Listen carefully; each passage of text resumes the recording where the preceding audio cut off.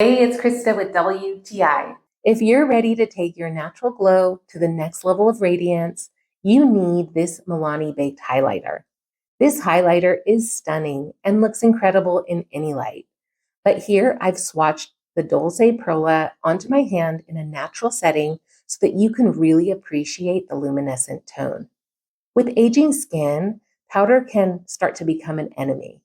But the microfine formula of this highlighter goes on really smoothly, and it gives me a flawless finish that does not emphasize any fine lines.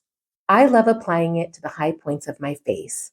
I like adding to the top of my cheekbones, the bridge and tip of my nose, my cupid's bow, and when I want a little extra pop, I even add it to the inner corner of my eyes and my brow bone.